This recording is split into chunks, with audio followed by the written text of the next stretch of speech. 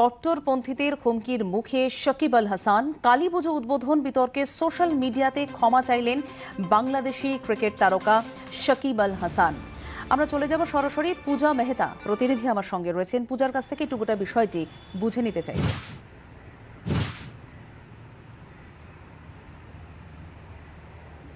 সঞ্চিতা, তোমাকে জানিয়ে রাখি, রবিবার দিন বাংলাদেশের অলরাউন্ডার শকিব আল হাসান কলকাতায় আসেন। উনি মানিকতলার একটা কালী পুজো ইভেন্টে পার্টিসিপেট করেন। তারপরেই একটা স্টিল হয় যেখানে দেখা যায় উনি পশ্চিমবঙ্গের একাধিক নেতাদের সঙ্গে ওই কালী পুজোর মণ্ডপে দাঁড়িয়ে রয়েছেন।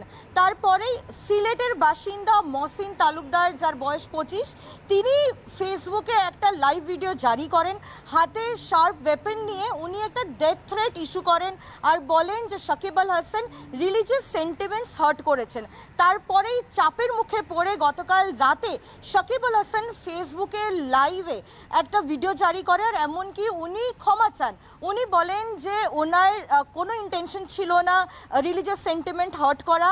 এমনকি উনি এটাও বলেন যে উনি পুজো উদ্বোধনে যাননি, উনি শুধু ওই ইভেন্টে পার্টিসিপেট করেছিলেন। ফেরার পথে পরেশ পাল তাকে রিকোয়েস্ট করে যে যদি একটা ছবি তোলা যায়, মিডিয়ার রিকোয়েস্ট ওনারা সবাই ছবি তোলেন। আর ওনার একদমই ইন্টেনশন ছিল না কারোর রিলিজিয়াস সেন্টিমেন্ট হার্ট করা। ইতিমধ্যে সঞ্চিতা, তোমাকে জানিয়ে রাখি, বাংলাদেশের anti terror agency rapid action battalion এই মহসিন তালুকদারকে সিলেট থেকে অ্যারেস্ট করেছে আজকে 11টা নাগাদ। আমাদের সঙ্গে থাকো পূজা, আমি ফিরবো তোমার কাছে।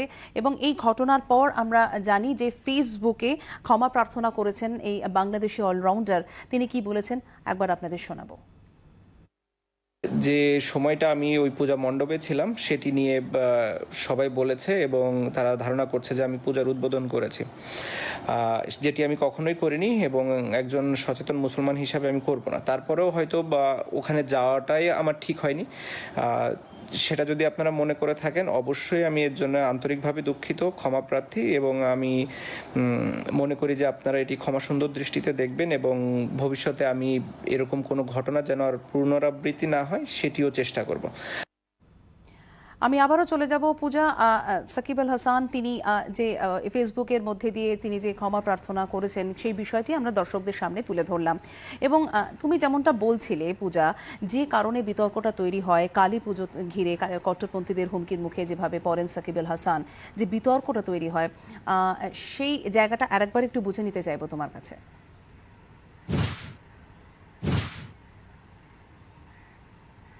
একেবারেই আবার বলবো, রবিবার দিন শকিব আল হাসান কলকাতায় আসেন।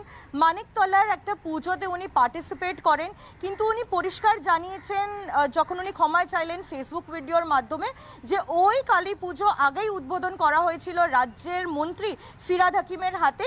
উনি শুধু ওই ইভেন্টে পার্টিসিপেট করতে গেছিলেন। এমনকি ফেরার পথে পরেশ পাল তাকে রিকোয়েস্ট করেন যদি একটা ছবি তোলা যায়। এমনকি মিডিয়ার রিকোয়েস্টে উনি দাঁড়িয়ে পুজো মণ্ডপের সামনে উনি ছবি তোলেন। শকিব আল হাসান বারবার বলছেন যে উনি মণ্ডপে মাত্র 2 মিনিট দাঁড়িয়েছিলেন যখন উনি ছবি তোলেন।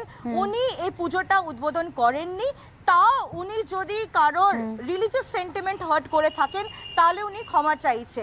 আর মহসিন তালুকদার যিনি এই ইস্যু করেছেন ডেথ থ্রেট, তাকে ইতিমধ্যে গ্রেফতার করা হয়েছে, র্যাপিড অ্যাকশন ব্যাটালিয়ন তাকে গ্রেফতার করেছে।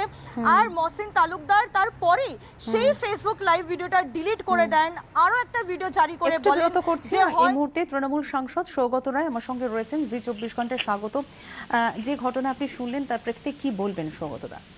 না, আমি শুধু নিন্দাই করব এই ধরনের সংকীর্ণ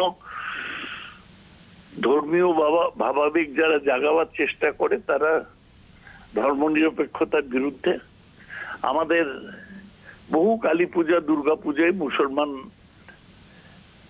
লোকেরা বা মহিলারা এসছেন, নায়ক নায়িকারা এসছেন, ক্রিকেট স্টার এসছেন, আজহারউদ্দিন আগে আসতেন। শকিব আল হাসানকেই অপমান করা মানে আমাদের সকলেরই অপমানিত হওয়া। যে কট্টরপন্থীরা এটা করেছে, ওকে জীবনের হুমকি দিয়েছে, আমি তাদের তীব্র নিন্দা করছি।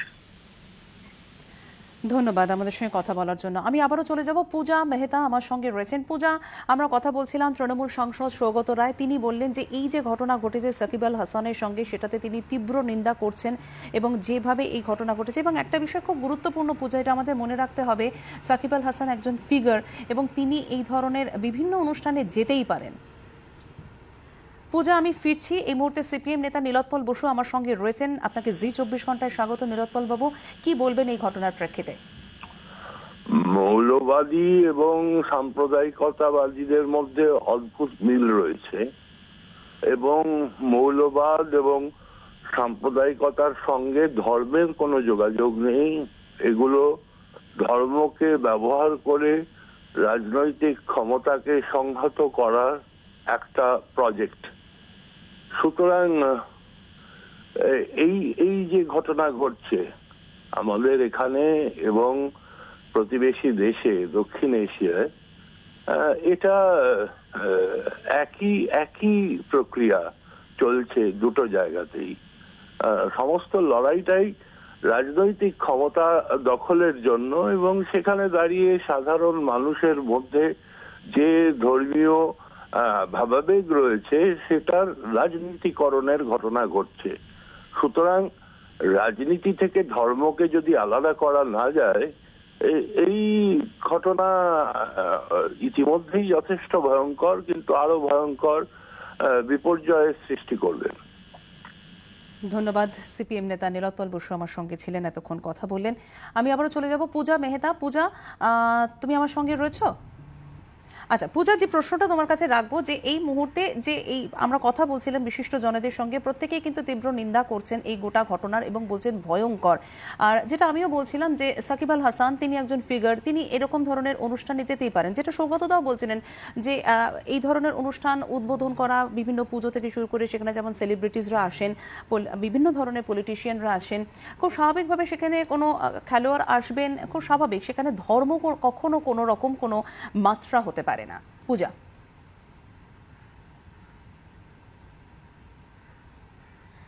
একেবারে সঞ্চিতা, সাকিব আল হাসান একজন খুবই পপুলার ফিগার, এই কারণে উনি একাধিক প্রোগ্রামে এরকম পার্টিসিপেট করেছেন আগেও।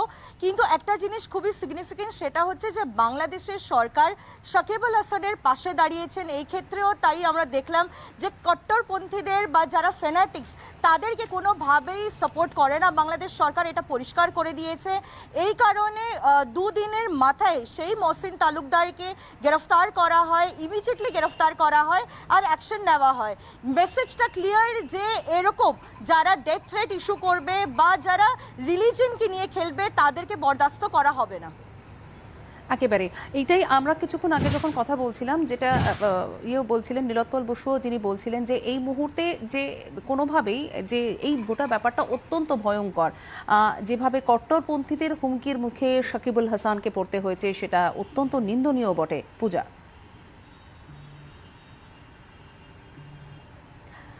আমাদের সঙ্গে থাকো। পূজা, আমি তোমার কাছে ফিরছি আমি তোমার কাছ থেকে শুনবো। তার আগে আমরা আর একবার একটু শুনে নিই। ফেসবুকে কিন্তু এই গোটা ঘটনার পর সাকিব আল হাসান তিনি ক্ষমা প্রার্থনা করেছেন এবং তিনি কি বলেছেন আমরা একবার আপনাদের শোনাবো। যে সময়টা আমি ওই পূজা মণ্ডপে ছিলাম সেটি নিয়ে সবাই বলেছে এবং তারা ধারণা করছে যে আমি পূজার উদ্বোধন করেছি, যেটি আমি কখনোই করিনি এবং একজন সচেতন মুসলমান হিসাবে আমি করব না। তারপরেও হয়তো বা ওখানে যাওয়াটাই আমার ঠিক হয়নি, সেটা যদি আপনারা মনে করে থাকেন অবশ্যই আমি এর জন্য আন্তরিকভাবে দুঃখিত, ক্ষমাপ্রার্থী, এবং আমি মনে করি যে আপনারা এটি ক্ষমা সুন্দর দৃষ্টিতে দেখবেন এবং ভবিষ্যতে আমি এরকম কোনো ঘটনা যেন আর পুনরাবৃত্তি না হয় সেটিও চেষ্টা করব। এই মুহূর্তে আমার সঙ্গে রয়েছেন জয়প্রকাশ, বিজেপি নেতা জয়প্রকাশ বাবু আমার সঙ্গে রয়েছেন। আপনাকে জি24 ঘন্টায় স্বাগত। কি বলবেন এই গোটা ঘটনার প্রেক্ষিতে? না, এই জিনিসগুলো তো পশ্চিমবঙ্গে বারবার হচ্ছে যে মৌলবাদী ধার্মিক শক্তি তারা এগিয়ে আসছে এবং আমরা যেটা বারবার বলি যে বর্তমান শাসক দলের সময় যে একটা মৌলবাদী শক্তি মাথাচাড়া দিচ্ছে, তার কারণ এর মধ্যে তোষণমূলক রাজনীতি আছে। দেখুন, এই বাংলায় হিন্দু এবং মুসলমান তারা গত কয়েক শতাব্দী ধরে একসঙ্গে আছেন এবং ভাই ভাইয়ের মতনই থাকেন, কিন্তু সেখানে কাউকে অধিক অধিকার বা অধিক তোষণমূলক ভঙ্গিতে দেখা বা ভোট ব্যাংক বলে তাদেরকে তোষণ করা, এইটা একটা মানে কি বলবো, এটা একটা অপরিণত অবিনস্ত একটা ব্যবস্থা তৈরি করেছে, যেখানে দেখুন একজন সাকিব আল হাসান, একজন বিখ্যাত ক্রিকেটার, বাংলাদেশের সবাই জানে, সে এখানে এসে কালী পুজোর উদ্বোধন করেছেন বলে তাকে টার্গেট করা হচ্ছে এবং এই মৌলবাদী শক্তি তাকে টার্গেট করছেন। কেন তুমি করেছো?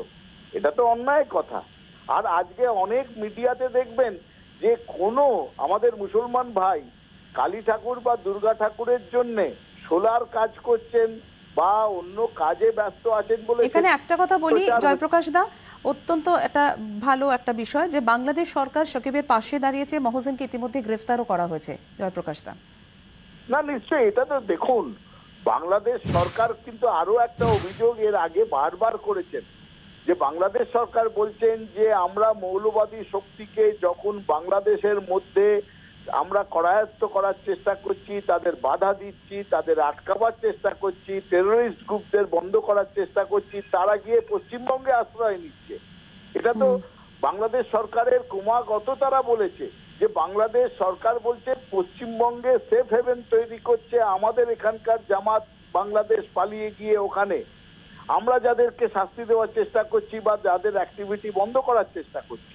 সুতরাং আমার সরাসরি কথা যে এই বিষয়টা বাংলাদেশ এবং পশ্চিমবঙ্গ এবং সমগ্র ভারতে এমনভাবে দেখা হোক যে রাজনীতিতে ধর্মীয় সমীকরণ যেন বন্ধ হয় এবং এখানে একেবারে। তোষণমূলক রাজনীতি বন্ধ হলেই তখনই এই সমস্ত মৌলবাদীরা তারা মাথাচাড়া দিতে পারবে না। আমরা ধন্যবাদ চাই আপনাকে। এখানে বিজেপি নেতা জয়প্রকাশ মজুমদারের সাথে কথা বললাম। পূজা মেহতা আমার সঙ্গে ছিলেন প্রতিনিধি। পূজা, তোমাকেও ধন্যবাদ।